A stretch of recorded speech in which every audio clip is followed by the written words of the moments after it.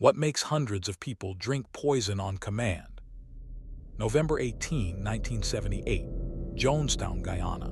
A community of over 900 people, adults, elderly, children, infants, gather in the central pavilion. Their leader, Jim Jones, tells them the end has come. Armed guards surround the pavilion. A vat of grape-flavored flavor aid mixed with cyanide, Valium, and sedatives is prepared. Parents are told to give it to their children first. Bobbies are fed the poison with syringes. Children next, then adults. Some drink willingly. Some are forced. Some are shot trying to escape. Within hours, 918 people are dead. It's the largest loss of American civilian life in a single event until September 11, 2001. And it happened because one man told them to die. March 26, 1997. Rancho Santa Fe, California. 39 people lie dead in a mansion, dressed identically in black shirts, sweatpants, and new Nike sneakers. Purple shrouds cover their faces. They died in shifts over 3 days, each group helping the previous one die, then taking their own dose of phenobarbital mixed with vodka, covering themselves, and lying down to die. They believed a spacecraft was trailing the Hale-Bopp comet. They believed their deaths would allow them to board it. They called it exiting their vehicles. Their leader, Marshal Applewhite, died in the final group. They left behind farewell videos, calm, smiling, convinced they were going somewhere better. October 1994, Switzerland and Canada. 53 people from the Order of the Solar Temple die in coordinated ritual murders and suicides. Some are shot, some are suffocated, some ingest poison.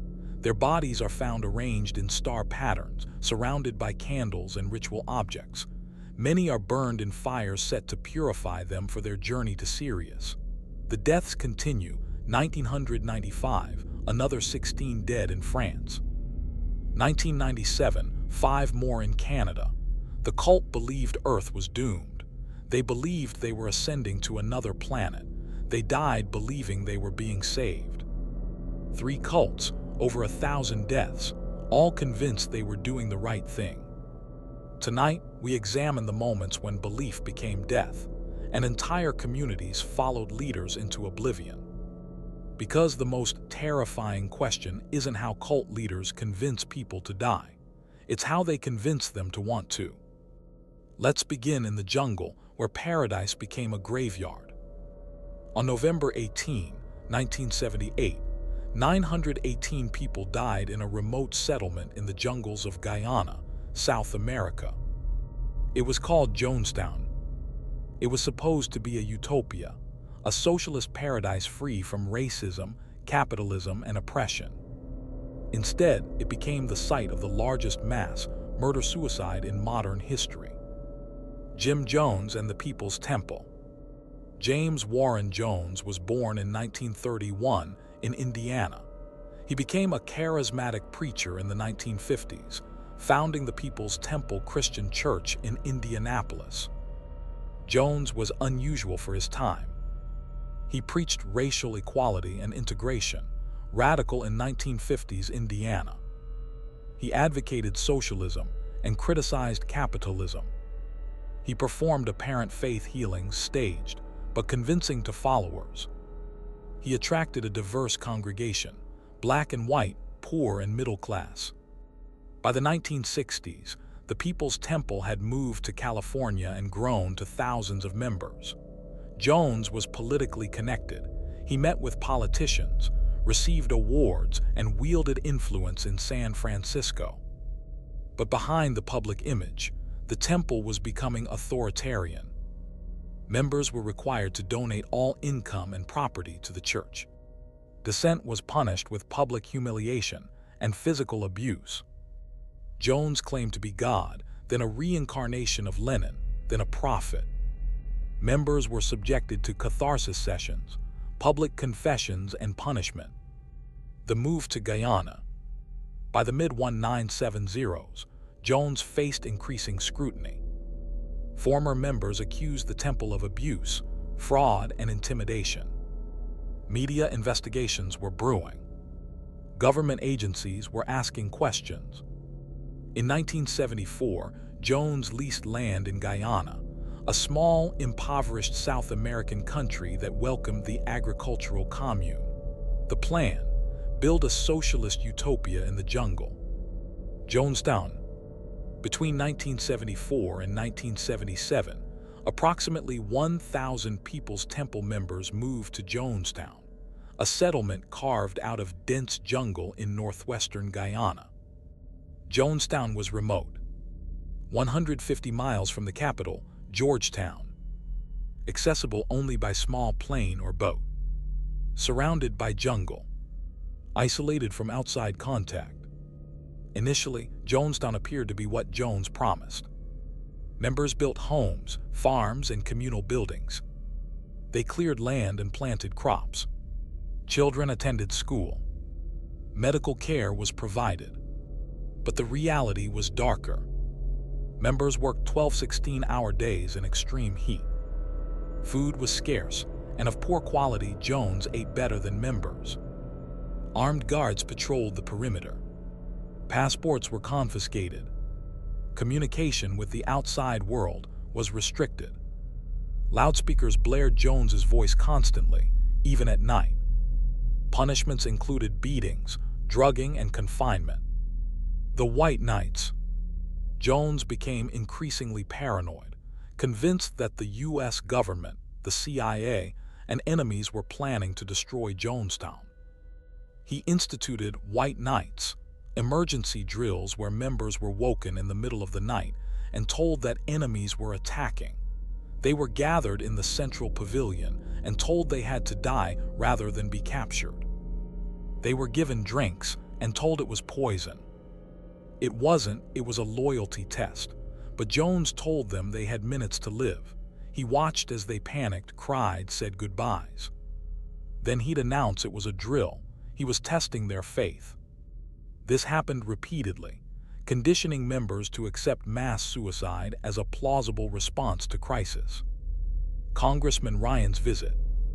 In November 1978, U.S. Congressman Leo Ryan from California traveled to Guyana to investigate Jonestown following reports from concerned relatives. Ryan, along with journalists and a delegation of concerned relatives, arrived at Jonestown on November 17, 1978. Initially, Jones allowed the visit. Members performed for the delegation, singing, dancing, testimonies of happiness. But some members secretly passed notes to Ryan's delegation, "Help us get out." On November 18, Ryan announced that anyone who wanted to leave could do so under his protection. Approximately 15 members decided to defect. Jones was furious. November 18, 1978, the airstrip attack. Ryan's group, along with the defectors, traveled to the nearby Port Kaiduma airstrip to board planes back to Georgetown. As they boarded, a tractor and trailer arrived from Jonestown carrying armed temple security. They opened fire. Killed Congressman Leo Ryan, NBC reporter Don Harris, NBC cameraman Bob Brown, San Francisco Examiner photographer Greg Robinson, defecting temple member Patricia Parks. Multiple others were wounded. One of the planes escaped with survivors. Back at Jonestown, Jones knew it was over. Ryan's death would bring the U.S. government down on the temple. He called the final White Night. November 18, 1978, 5:00 p.m. the deaths begin. Jones gathered the entire community in the central pavilion. Armed guards surrounded the area. He announced, "We have been betrayed. Congressman Ryan is dead. They will come for us. The only way out is revolutionary suicide." A large vat had been prepared. Grape flavor aid, not Kool-Aid, despite the common misremembering. Cyanide enough to kill within minutes. Valium and chloral hydrate, sedatives. The mixture was sweet, but had a bitter chemical aftertaste. Jones ordered parents to administer it to their children first. The children, Bobbies and toddlers, were given the poison via syringes squirted into their mouths. They died within minutes. Cyanide causes convulsions, frothing at the mouth, and rapid death. Older children were told it was medicine or a special drink. They were held down if they resisted. Parents watched their children die, then they drank themselves. The adults. Some drank willingly, true believers who trusted Jones, who believed this was the only escape from persecution. Others hesitated. They were pressured by the crowd, by Jones's voice over the loudspeakers, by armed guards. Some tried to run. They were chased down and either forced to drink or shot. An audio recording of the final hour exists, known as the death tape. On it, you can hear Jones, take the potion like they used to take it in ancient Greece. It's nothing to be afraid of. Children crying. Adults sobbing. One woman, Christine Miller, arguing with Jones, begging him to find another way. Jones, die with dignity. The final count. Within an hour, over 900 people were dead. 918 total deaths. 304 children, including infants. Jim Jones, shot in the head, possibly suicide, possibly murder by an aide. Bodies lay everywhere, piled around the pavilion in cabins across the grounds. Families died together. Children clutched their parents. November 19, 1978, the discovery. Guyanese military arrived the next day. They found a scene of unimaginable horror. Hundreds of bodies in the tropical heat, already decomposing. Many bodies were face down in the dirt where they fell after drinking. Others were in family groups, parents with arms around children. The smell was overwhelming. The heat accelerated decomposition. It took days to identify and remove the bodies. The survivors. Approximately 80 people survived. Those at the Georgetown Temple office, who were not at Jonestown. A few who were away from Jonestown that day. A handful who hid in the jungle during the massacre. Children sent away to live with relatives before November 18. Many survivors spent decades grappling with guilt, trauma, and loss. Was it suicide or murder? This question haunts Jonestown survivors and researchers. Arguments for suicide. Many drank willingly. Some had participated in white night drills and accepted the concept. The audio tape captures some people expressing acceptance. Arguments for murder. Children cannot consent to suicide. Armed guards prevented escape. Those who resisted were forced or shot. The entire event was coerced by Jones's authority and armed enforcement. The official classification, mass murder-suicide. Some victims chose it, many were murdered. Why did they follow Jones? Jonestown members weren't stupid or crazy, they were idealists who believed in social justice. People seeking community and purpose. Victims of gradual manipulation and isolation. Trapped, literally, passports confiscated, armed guards, and psychologically, financial investment, family ties, fear. Jones used classic cult control tactics. Isolation from outside influence. Sleep deprivation, white nights, constant loudspeaker broadcasts. Information control, no access to outside news. Fear, threats of persecution, violence. Financial control, members gave everything to the temple. Incremental demands, small commitments building to total obedience. The phrase drinking the Kool-Aid. The phrase entered popular culture to mean blind devotion, but it's a tragic misremembering. It was flavor aid, not Kool-Aid. Many victims were murdered, not willing participants. The phrase trivializes a mass murder. Survivors and families of victims have asked people to stop using the phrase. It dishonors the dead. Jonestown today.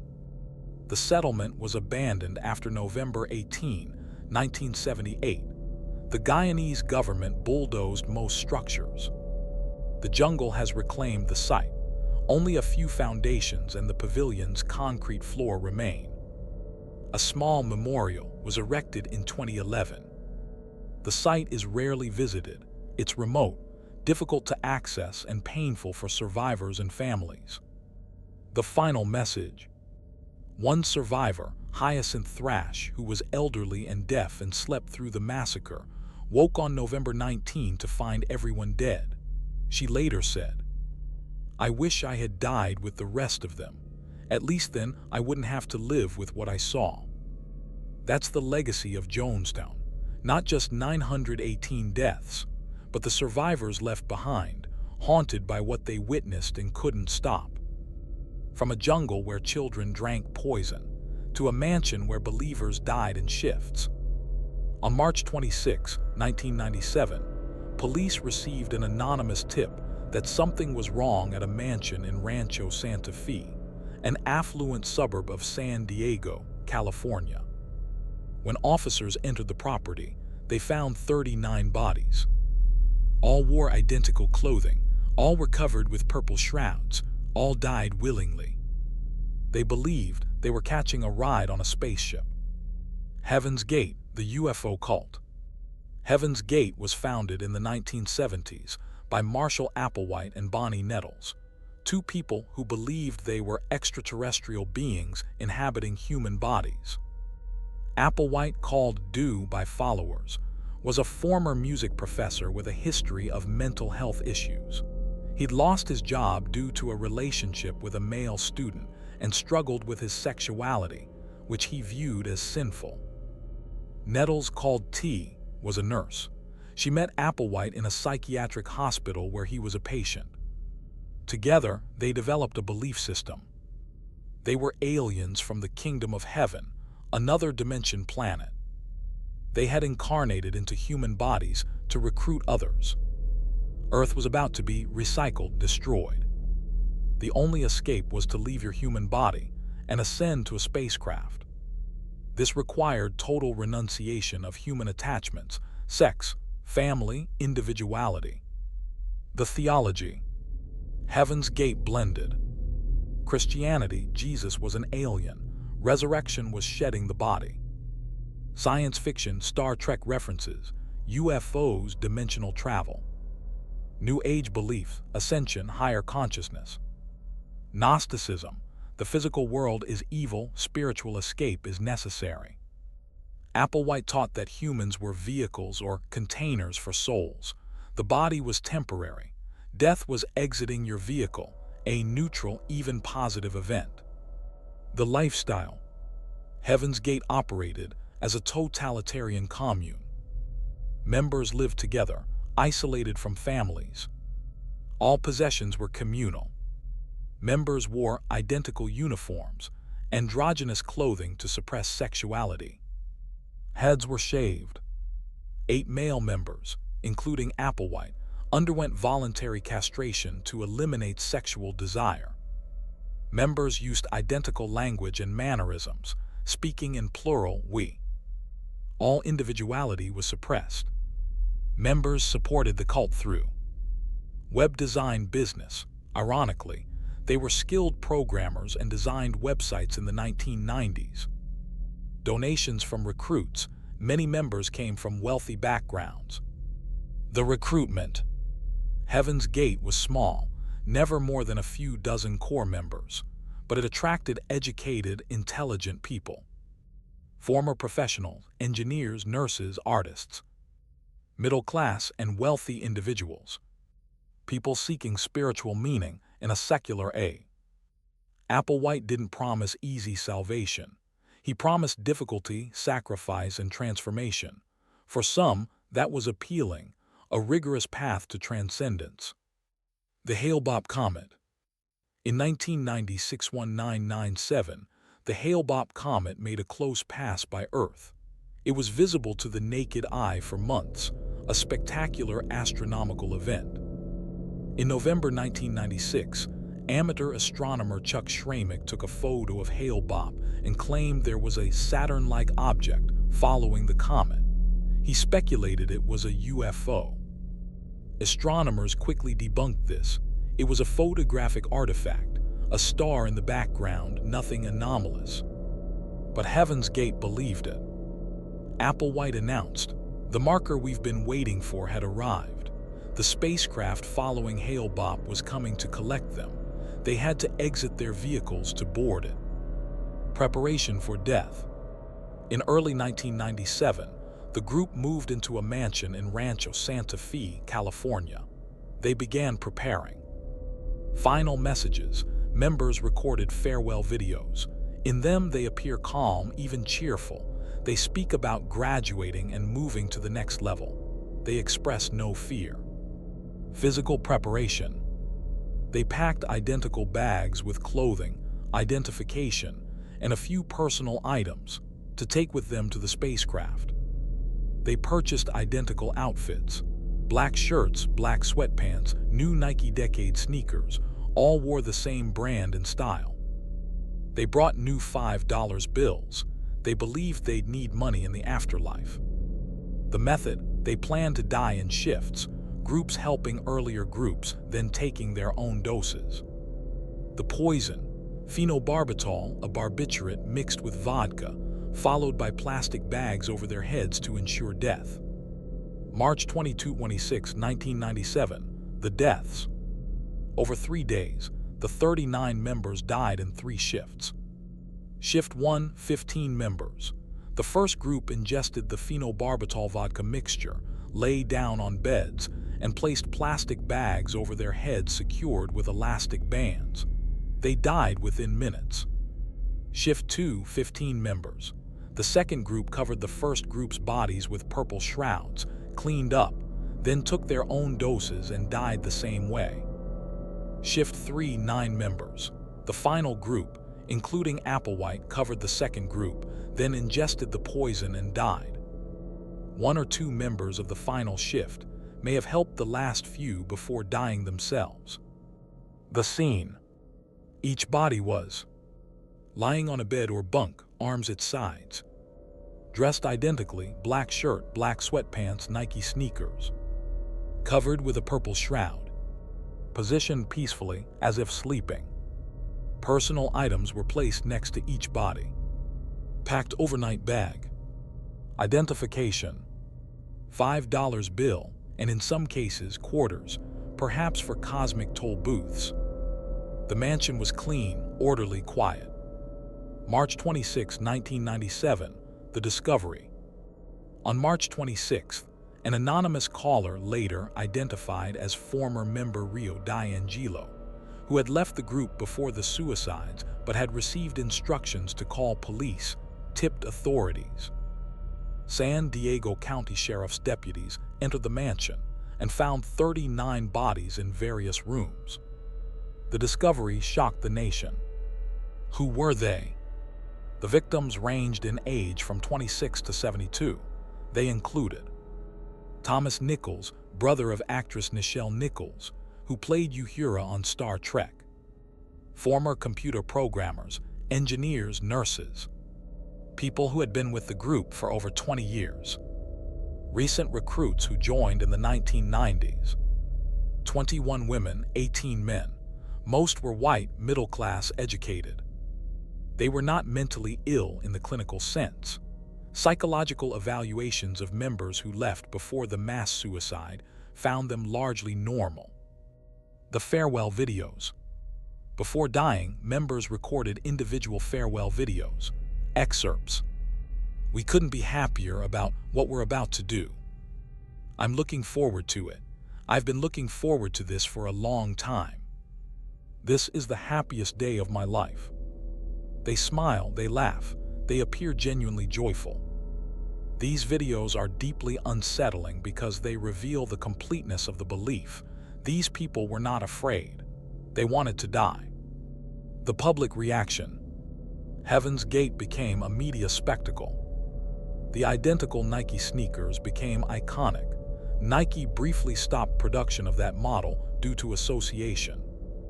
The group's website remained online, still accessible today as a historical archive.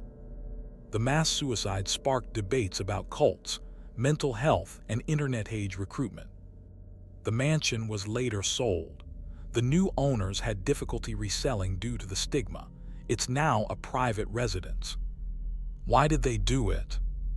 Heaven's Gate members were not coerced at gunpoint unlike Jonestown. They died willingly. Why? Gradual indoctrination. Most members spent 10-20 years in the group. The beliefs became their entire reality. Isolation. Cut off from family and outside perspectives, Applewhite's teachings went unchallenged. Identity replacement. Members no longer saw themselves as individuals. They were members of the next level. Dying was shedding an outdated identity. Applewhite's authority. He claimed to be an alien, a higher being. Members trusted him completely. Fear of being left behind. If they didn't exit with the group, they'd be left on Earth during the recycling, destruction.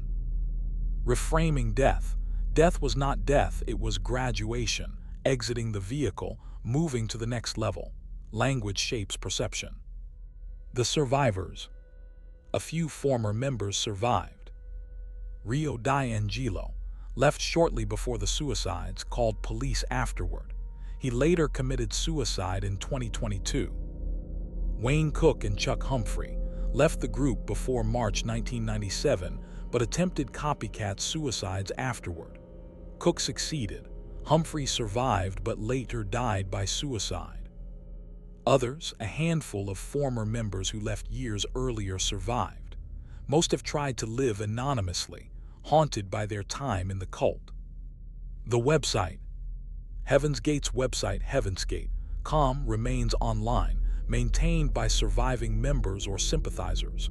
It contains the group's writings and theology, exit statements from the 39 who died, farewell videos. It's a digital mausoleum, a frozen moment in time, preserved in the early internet's crude HTML. Heaven's Gate today. The cult is effectively defunct, but its legacy remains. It demonstrated that highly educated, rational people can adopt seemingly absurd beliefs if introduced gradually, reinforced socially. Everyone around you believes it.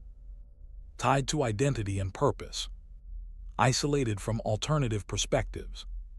And it showed that cults don't need violence or coercion to convince people to die. Sometimes belief is enough. From believers who thought death was ascension, to a cult that died believing they were transcending to Sirius.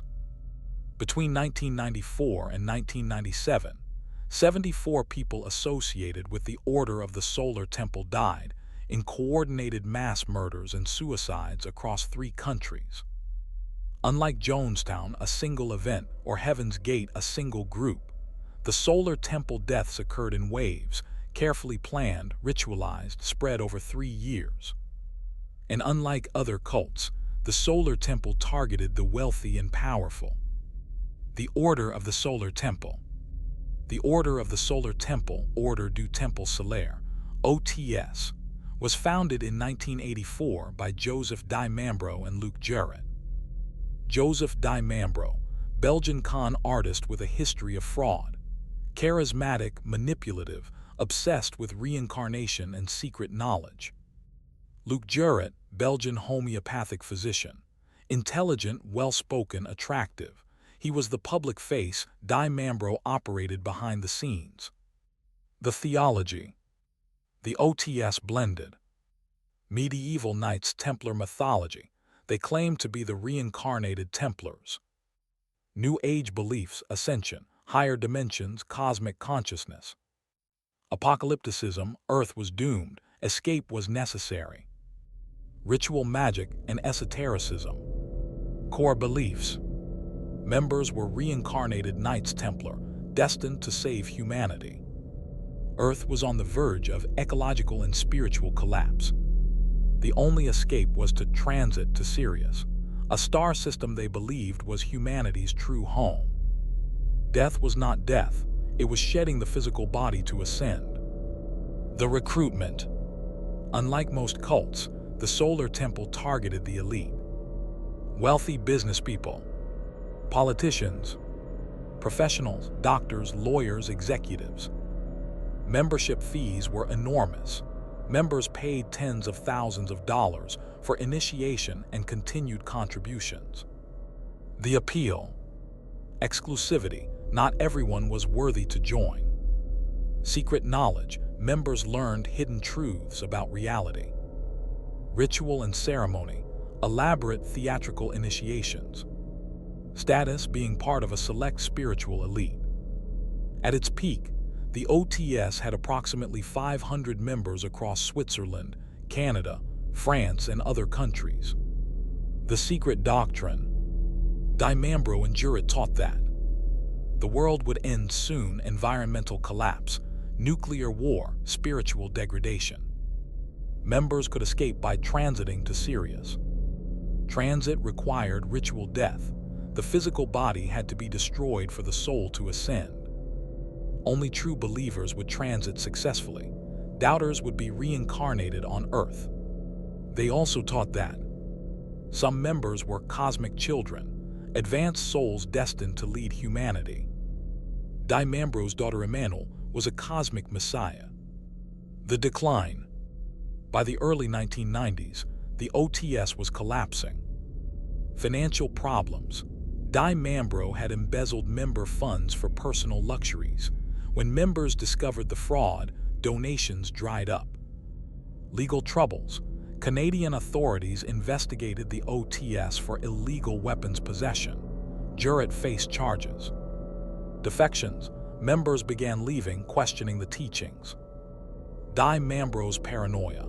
He became convinced that traitors within the group were conspiring to destroy the transit. He identified enemies, both real defectors and imagined. In 1994, Dimambro decided it was time. September 30, 1994, Morin Heights, Canada. On September 30th, a fire destroyed a home in Morin Heights, Quebec. Firefighters discovered 5 bodies. Antonio Dudoit, a former member who had defected. Nikki Dudoit, his wife. Christopher Emmanuel Dudoit, their 3-month-old son. The adults had been stabbed repeatedly. The infant had been stabbed with a wooden stake through the heart. Dimambro had ordered their deaths. Why? The Dudoits had named their son, Emmanuel, the same name as Dimambro's daughter. Dimambro believed the child was the Antichrist, a cosmic enemy sent to destroy the transit. 3 OTS members carried out the murders: Joel Egger, Dominique Bellatin, and another member. This was the prelude. October 4-5, 1994, Switzerland. On the night of October 4-5, fires broke out at 2 OTS properties in Switzerland. A farmhouse in Cherry, a chalet in Salvin. Firefighters discovered a scene of horror. Cherry, 23 bodies in an underground chapel. They had been arranged in a ritual pattern, a star formation. Some had been shot in the head. Some showed signs of suffocation. Some had ingested poison. The room was set ablaze after the deaths. Salvin, 25 bodies in a chalet, similarly arranged, shot, poisoned, or suffocated, then burned. Total in Switzerland, 48 deaths. The victims included Dimambro shot, possibly by an aide. Juret shot. Wealthy members who had donated fortunes. Entire families, parents and children. The method. The deaths were not all suicides, evidence suggests. Some victims were murdered, shot in the head while sleeping. Children were murdered, they could not consent. Some adults died willingly, found in ritual positions with no signs of struggle. Others were coerced or drugged. The fires were set using timing devices to destroy evidence and purify the bodies for transit. October 5, 1994, Morin Heights, Canada, second fire. On the same night as the Swiss fires, another fire destroyed an OTS property in Morin Heights, Canada, near the earlier murder site. 5 more bodies were found, including OTS leaders who had carried out the Dudoit murders, members who participated in the ritual deaths. Total October 1994 deaths: 53, 48 Switzerland plus 5 Canada. December 16, 1995, Verkers, France. Over a year later, On December 16, 1995, police discovered 16 bodies in a remote forest clearing in the Vercors region of France. The victims: 14 adults, 3 children ages 2, 4, and 6. They had been arranged in a star pattern, the same ritual formation as the Swiss deaths. Most had been shot. Their bodies were burned. Evidence suggested some were murdered, others died willingly. March 22, 1997, St. Casimir, Canada. On March 22, 1997, exactly 1 year before the Heaven's Gate suicides, 5 more OTS members died in St. Casimir, Quebec. The victims: 3 adults, 2 children, a teenage brother and sister. They were found in a burning house, arranged ritually, having ingested poison and set the fire themselves. One of the adults left a note: "We are leaving this earth to find a new dimension." Total solar temple deaths: 74. 1994, 53 deaths, Switzerland and Canada. 1995, 16 deaths, France. 1997, 5 deaths, Canada. Who were they? Unlike Jonestown, mostly poor and working class, or Heaven's Gate middle class, Solar Temple members were wealthy. Some had donated over $1 million. Educated: doctors, lawyers, business executives. Politically connected, including a mayor and government officials. Their wealth and status made the deaths even more shocking. These were not vulnerable people in the traditional sense. They were successful, intelligent, privileged, and yet they died in a doomsday cult. Why did they die? Financial desperation. Di Mambro had embezzled funds. The cult was bankrupt. Rather than face exposure, he chose to transit. Apocalyptic belief. Members genuinely believed Earth was doomed and Sirius was their salvation. Coercion and murder. Many victims, especially children, were murdered. They didn't choose to die. Incremental commitment. Members spent years in the cult, investing money, time, and identity. Leaving meant admitting they'd been deceived. Dying meant their beliefs were vindicated. The survivors. Several dozen former members survived, those who had left before 1994. Many lost family members, parents, siblings, children in the deaths. Survivors reported guilt for leaving, for not stopping it. Anger at the leaders who manipulated them. Confusion, struggling to understand how they believed the teachings. The investigations. Swiss, Canadian, and French authorities investigated. Key findings. Some deaths were clearly murder. Children, drugged victims, people shot in their sleep. Others were ambiguous. Adults found in ritual positions may have died willingly, but under coercion and manipulation that undermines true consent. No prosecutions. The perpetrators, Di Mambro, Juret, and key lieutenants, were dead. Lower-level members who survived claimed ignorance of the murder plans. The legacy. The Solar Temple deaths demonstrated wealth and education don't protect against cult manipulation. Incremental belief systems can lead intelligent people to absurd conclusions.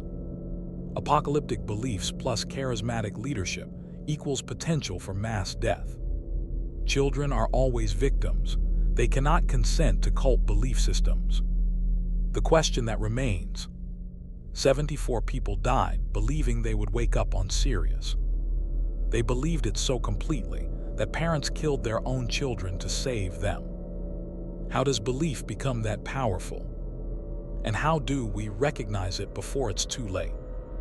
3 cults, over 1,000 deaths, all convinced salvation required dying. Jonestown, 1978. 918 people drank poison in the jungle. Parents fed it to their children first. Jim Jones told them to die. They died. Heaven's Gate, 1997. 39 people wore matching Nikes, swallowed phenobarbital, and lay down to die in shifts. They believed they were boarding a spacecraft. They were found with packed bags and smiles on their faces. Solar Temple, 1994-1997. 74 people died in coordinated rituals across 3 countries. Some were shot, some poisoned. Children were murdered. All believed they were ascending to Sirius. 3 cults, over 1,000 deaths combined. Here's what they share: charismatic leaders, isolation from outside influence, gradual indoctrination, apocalyptic beliefs, and the conviction that death was not death, it was salvation. None of these people were stupid. Jonestown members were activists fighting for racial justice. Heaven's Gate members were skilled computer programmers. Solar Temple members were wealthy professionals. But they all died because they believed their leaders more than they trusted reality. Cult researchers identify warning signs: isolation from family and friends, financial exploitation, giving all money property to the group, inability to question the leader, belief that the outside world is evil or doomed, incremental commitments, small steps leading to total devotion. These signs don't mean a group will turn deadly, but they mean people are vulnerable, and vulnerable people can be convinced to do terrible things. Have you studied cult psychology, researched high-control groups, known someone affected by cultic manipulation? Drop it below. Share this with someone studying psychology, sociology, or religious studies. These cases are warnings. Subscribe to WhisprFrame for more documented cases where belief systems became death sentences. Because the most dangerous cults don't start with mass suicide. They start with promises of community, purpose, and salvation. By the time members realize what they've joined, they're too invested to leave. Jonestown is a graveyard in the jungle. Heaven's Gate is a mansion with a dark history. Solar Temple members are buried across 3 countries. And the leaders who convinced them to die, they died too, believing their own lies to the end. The question isn't why people join cults, it's why they stay until it's too late.